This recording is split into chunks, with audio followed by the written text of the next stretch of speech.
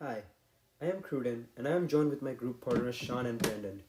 We are Group A, and our topic is Intel 4004, the world's first microprocessor. The development of this chip is considered one of the most revolutionary leaps in computer technology. Released in 1971, this chip marked the rise of Intel's global dominance in processor industry, as the 4004 was so small it could fit in the fingertips of a human being. But still, it was the most powerful CPU ever to date. The world's first computer was ENIAC, which was the size of a room. And even though 4004 was exponentially smaller, it was about 200 times more powerful. The chip only had a function of 4 bits, which was not enough to write text code, but only calculate simple arithmetic. It was still capable of doing almost 95,000 instructions every second, which is not a lot compared to the 5 billion instructions every second some chips can carry out today.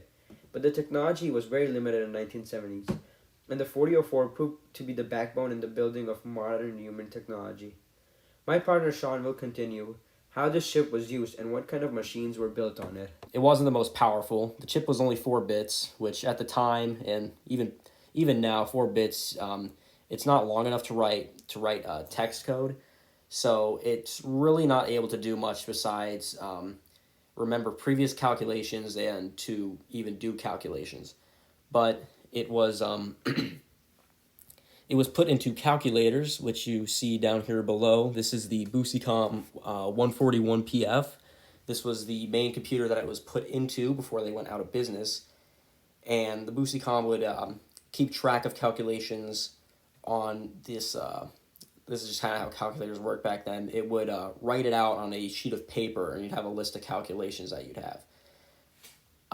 Now, obviously, this is a very large calculator compared to today's standards, but compared to what it was like in the 1970s, these calculators, the size of I guess you could call them like modern day computers, they were significantly smaller than the desk sized calculators that used to be able to calculate information in the 50s and 60s. Thank you, Sean.